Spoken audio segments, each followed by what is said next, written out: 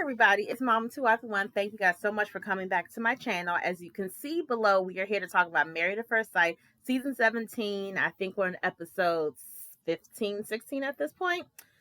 If you guys are still in it with me, then you know that we have now been watching this show officially for, 3.5, almost 4 months, and we are still not at decision day.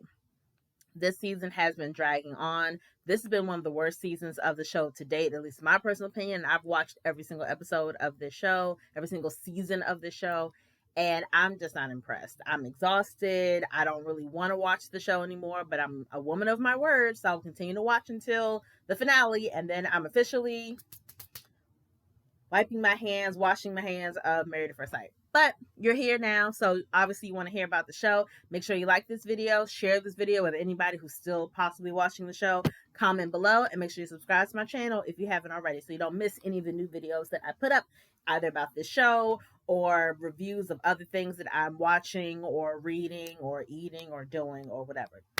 So I took notes on this show. I'm actually not going to refer to my notes because it wasn't enough exciting things that happened for me to be like, oh my gosh, let me write this down. Wasn't a lot. We'll start with Cameron and Claire. We didn't see Cameron at all this episode. He's still recuperating from his surgery. Claire is just like, well, I haven't heard from him. And, I'm worried, but I know he doesn't want me to worry. And it's just kind of the same old, same old. I said it once and I will say it again. She definitely is more invested in this friendship with Cameron than he is. He hasn't said nothing about wanting to be friends. He hasn't said anything about appreciating her friendship. I think she just let that thing go, just dead in the water. So the main part of Claire's storyline, I guess, is that she has some time alone with Emily, and she's basically giving Emily advice. And obviously, it's always laughable when the person who is currently separated and almost divorced is giving advice to the person who is still married. But, here we are. But I did agree with everything she told Emily. She's basically telling Emily that, and we'll go obviously to Emily and Brennan now, that Emily is in a relationship with someone who is outwardly disrespectful to her, who does not take her feelings into consideration, and who essentially is gaslighting her in some ways. So I agree with everything that Claire told her. For Emily and Brennan, they met with Pastor Cal, I believe. And one thing that Pastor Cal did, and I think it was very essential to do that for this specific couple, and I feel like it would have helped to do this with Cameron and Claire as well before they actually decided to separate. But what Pastor Cal did is he brought his trusty iPad and he showed both Emily and Brennan their original interview videos where they sat down with Dr. Pia, with Pastor Cal, with Dr. Pepper, and just answered all their questions. So this was in the beginning of the whole series where they met with all of them to decide if they were even right for the show and see if they were even ready to be married. So they showed Emily's video first, her package, and Pastor Cal asked both of them, I said, what do you think about the woman that you saw in the video? And Brennan was like, that's consistent. That's still who Emily is now. Like, that's still who she is. So I was like, okay. Then you show Brennan's video. And I love that Pastor Cal starts with the opposite person first. And he asked Emily, so what do you think? Is this the same person that you're married to now? And she was like, Emily does a lot of facial expressions. But basically, some of the things I saw were consistent. Some are not similar to what I'm experiencing now. She's very careful with how she words things because she said this to her friend later on and said this to Claire, that she feels like she's walking on eggshells sometimes. She wants to be open and honest with what she's feeling, what she's experiencing, what she's having difficulty with. But the issue is that Brennan is so focused on how he comes off on camera that there are some things he refuses to discuss on camera that he'll only talk about in private.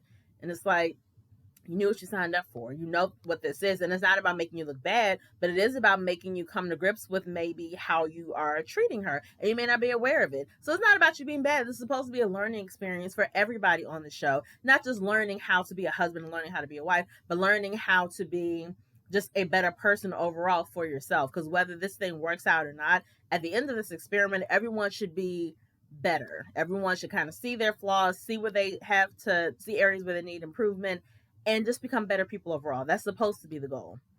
So the fact that he won't talk about certain things and kind of brush some things under the rug, she's like, well, I can't even talk about these things. And I get nervous whenever an expert comes. Whenever an expert comes, I try to be open and honest, but I always end up making him upset. And obviously that sucks because the whole point of having the experts there is to bounce ideas off of them, is to be open and honest with them when sometimes you can't be open and honest with your own spouse. That is the point. So it does suck that she's not able to be completely comfortable around him, because he's still harboring on this whole friendship, and let's kind of reset to friendship and kind of build up from there. That's what you do when you're first dating somebody, not when you first get married to them. Because, like I was telling my husband, he and I are very good friends, close friends. I don't know if he considers me his best friend necessarily, and I don't necessarily put that title on him, but we are extremely close. That is my husband, my number one, love him to pieces. The feeling is mutual. But in the midst of us having friendship, we're still able to work on our intimacy and still able to be husband and wife and still able to be just man and woman. There's lots of layers when it comes to a marriage. And I feel like Brennan focusing solely on the friendship part, he's not putting effort into being the best husband for Emily. He's not focused on being the best man he can for himself. He's just focused on, oh, I don't want to, give up too soon. I don't believe in divorce, so I'm just going to be here, and maybe this is the way I can get through it, is to be your friend. And Dr. Pastor Cal told them the F word is not the best word when it comes to this particular experiment, because again, the whole point is an elevated, rushed thing. You're not meeting for the first time and then going on a date and then possibly deciding you want to get married. You're immediately starting with marriage and then immediately going on your honeymoon, immediately moving in, immediately merging your families together. All of this is a very accelerated pace, but that is what the show has been based on for the past 17 seasons. This is not a new concept. When you signed up for this show, you knew exactly how it was going to work. Now, obviously, the knowledge of how it works and the reality are two different things, but you still knew what the freak you were signing up for. So I, having watched the show all these seasons, and especially being frustrated with the couples, I don't have a lot of sympathy or empathy for the character. See, that's what I'm doing. Not even these people. I don't have a lot of sympathy and empathy for the people of the show and what they claim to be experiencing, especially when it comes to Brennan. I don't really have it in me, right? Either way, talk to Pastor Cal. Nothing was really resolved. I don't think. Emily talked to her friend and she was like, I'm calling this friend because this friend, really is honest with me. She'll let me know if I'm tripping, let me know if I'm over exaggerating. I know that she'll give it to me straight. But the friend was basically like, why are you still with this guy? Like, he makes it seem like he doesn't have anything to work on. He makes it seem like he's not even respectful of you and your needs. He's making everything about him. And that's one of the things that was kind of interesting about his video that Pastor Cal showed them. Is in the video, he's talking about, I'm trusting you guys. I'm trusting the process. And I know if I trust the process, things are going to be okay, or they're going to work out. Trusting the process does not mean you're making your own rules. Because there have been plenty of times when Pastor Cal, Dr. Pepper, and Dr. Pia have given him tools of what he needs to do, given him homework to do with his wife, and he always flips stuff around. He'll either start doing the homework and then lose interest, or gets uncomfortable because, oh, that's a question that might make me look bad. Or he's like, I wasn't comfortable with the whole touching you from head to toe thing that Dr. Pia says, so I just thought maybe I should hug you more. That's not trusting the process then. Now you're creating your own process. And that's not what you signed up for this for. You signed up for this because you could not find a wife on your own. You were tired of dating, whatever your reasoning was, but you cannot find one on your own. So therefore, you signed up for this show, trusting these three experts to guide you through this process. So when they're trying to guide you and you're not doing you're not adhering to the guidance, what else do you expect to happen? So everyone around Emily is telling her, this guy does not respect you. This guy is not showing that he cares about you. He keeps saying he cares about her. And I'm sure she kind of believes it, but it's like, there's no action behind that. Like, none at all. So I don't know why she's still going through the motions. I can see she's frustrated, but that's not enough. And I understand she doesn't want to give up. He doesn't want to give up, but neither one of you are completely happy with the situation. Like, you absolutely can't be. So it's just not making any sense why they're still talking. And I really just want them to call it quits. That's what I want. We're going to go to Austin and Becca. They went out of town to visit his grandmother. They come back and their whole conversation is again all about intimacy. So apparently they still have not had sex. And let's keep track of this, shall we? We are on week 15 or 16 of this show, of watching the show. No couple has had sex yet. I'm sure this has happened before, but this almost rarely happens when not even one couple has had sex. Austin and Becca have probably come the closest, but Austin keeps saying, I just move a little slower than Becca does, and I know it's frustrating for her. And I've heard this thing about, in a couple, sometimes you have someone who is higher desire and someone who is lower desire. The higher desire is a person who wants sex more, obviously, and the lower desire is the one who likes sex but doesn't need it or want it or crave it as much as the higher sex one. So I understand. I feel like that's probably the case here. Rebecca is a little more higher desire than Austin is. And while I understand that, there has to be some kind of middle ground. If she would like to have sex 5 times a week and he's content with having it once a week, then meet in the middle and have sex 3 times a week. Either way, sex needs to take place. Because even though you move a little bit slower than she does, it's not like you just got married yesterday. At this point, you have been married now for, I think, like 5 or 6 weeks. And you've been with her every single day for 5 weeks. It's different if you're dating someone for 6 weeks. You may not see them every day. You may only see them once a week. It's like, oh, okay, I've only seen you a handful of times. But you literally, since they've gotten married, have been with each other every single day for 6 consecutive weeks. That is 42 consecutive days of being beside this person, laying down beside this person, and no sex is taking place. And I understand Becca feels some type of way about it, and I honestly would too. If I'm laying beside you every single night for 42 days straight, and yet you still don't desire me enough to want to do something, I understand you're moving slow, but how slowly do you actually move? That's a lot of days. That is a long time of consistent, every single day I'm seeing you, and we still ain't doing nothing but kissing, making out occasionally. I don't understand that at all. I do understand why nothing happened when they went to visit his grandmother, and she was like, well, I'm just hoping for a little more connection. Hey, I'm with my family. I'm visiting my grandmother who's 90 something years old, and apparently he was around cats and he's allergic, so he was having like an allergic reaction. I was like, okay, I feel like he should get a break for that. You can't expect him to want to do much when he's, sneezing, throat closed up. He might be broke out in hives. Who knows? That's not a sexy environment. He gets a pass for that. However, before that trip, all those times I was home, something should have jumped off by now. So really nothing has been resolved. Like Dr. P has been trying to help them, like, okay, we'll take the pressure off the table, focus on intimacy, don't focus on sex. She's giving them good advice. And it seems like they're kind of doing what she asked, but it's not making it's not making Austin move faster. So I don't know what the solution is there. I think outside of that, and I guess outside of religion, which is a big thing that should have really been talked about and discussed before they even matched together, that's a whole nother story. They seem to be the most matched couple. They seem to get along the best. They seem to genuinely like and care and probably love each other at this point. But it's just dragging right now because there's been no new developments. So I don't know what's happening with them. It's just frustrating and it's boring to watch, honestly. And I feel like that's why we don't see a lot of them on camera. Whenever they show the show, they focus a lot on Emily and Brendan because they're the ones with all these issues. Occasionally we see Claire. And then now we have Michael and Chloe. So we're going to end with them. Michael and Chloe go on the honeymoon, and I will say they got shafted on their honeymoon. Everybody else went to Cancun and flew and had a great time in this great resort. Mind you, this show is based in Denver, Colorado. So I'm sure you noticed, if you watched the show, that Michael and Chloe, when they went on their honeymoon, they went to Colorado Springs, Colorado. I don't know how far apart those two things are, but it was within driving distance because they drove there. So you mean to tell me everybody else got to go to Cancun for a week and these people took a road trip? Now, it's a beautiful place, but also the way they shot it, it made it seem like they were only there for a weekend. Well, everybody else had a full week. Because everybody else, when normally they have the honeymoon episodes, they normally break it up into at least 3 different episodes because it's 7 days of them being there. This was 1 episode of this honeymoon, which means literally could not have lasted more than a weekend. So I was like, they got shafted, and that's not fair. So I don't know how they're going to build this together in terms of decision. If they still haven't said that to him or to us, I don't know if they're still going to be there on decision day after only being married for 2 weeks and they have to decide if they want to stay married or if they're going to put their decision day later on.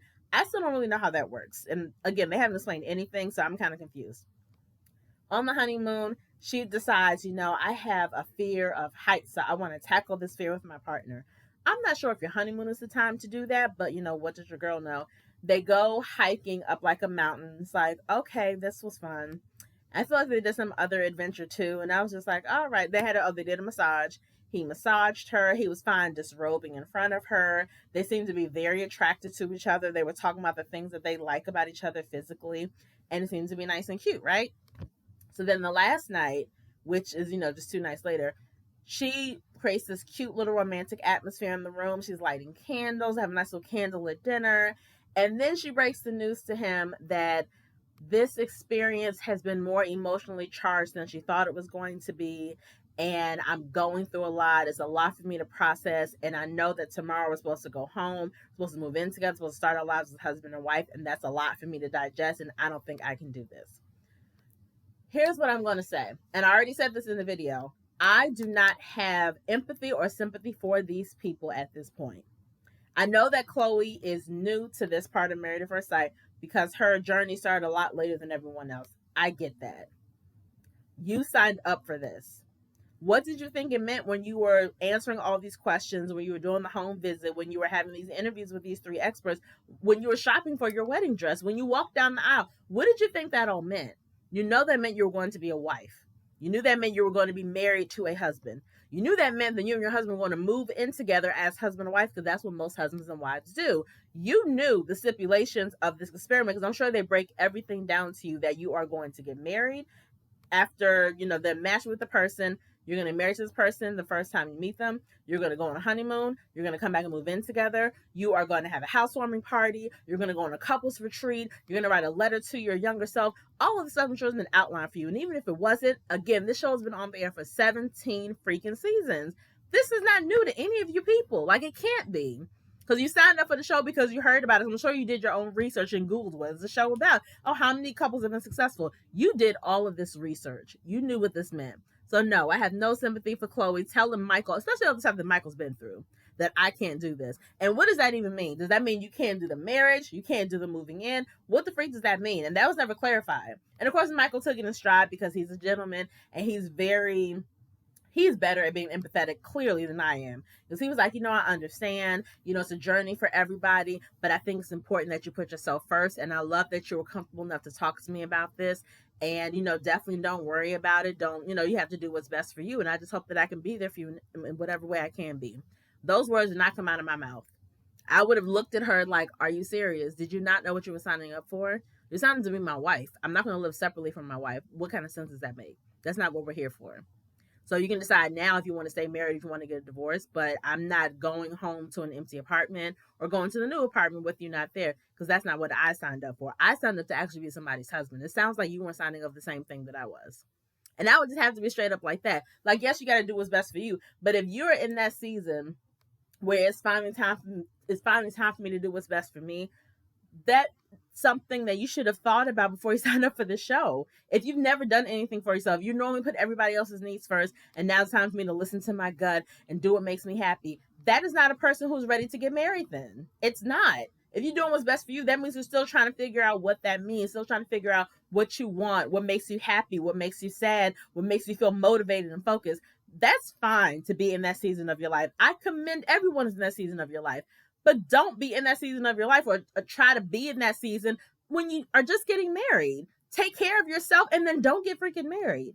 I don't understand. And I was so mad at her. Like, girl, what?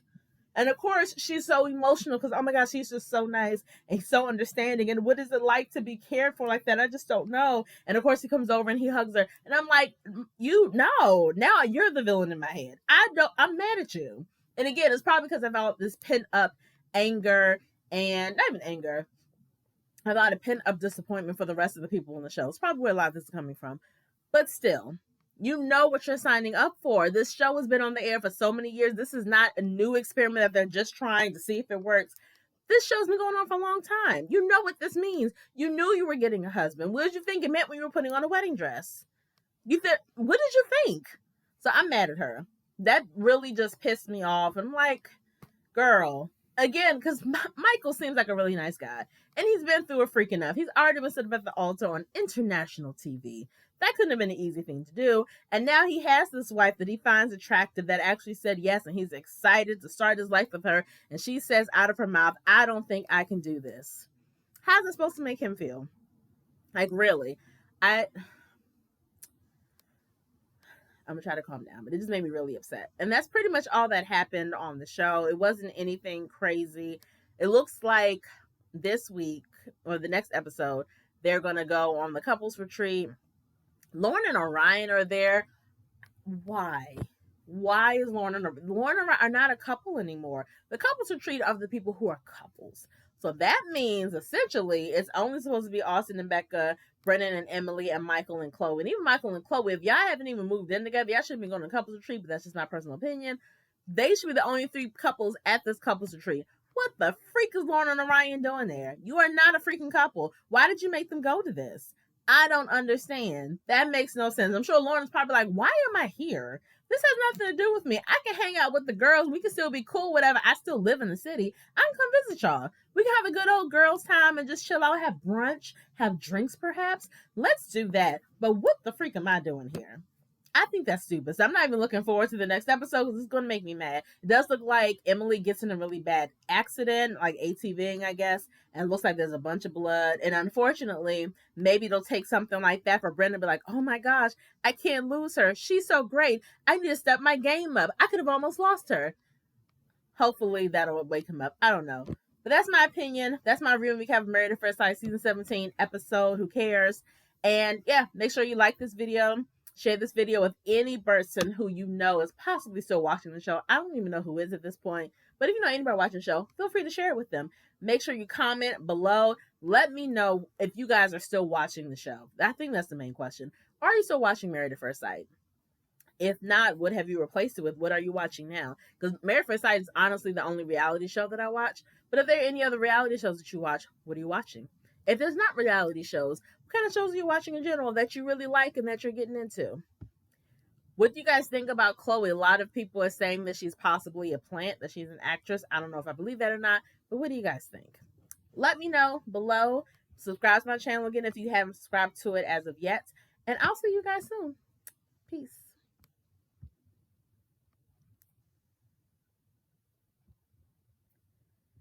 Ooh, sorry. Peace now.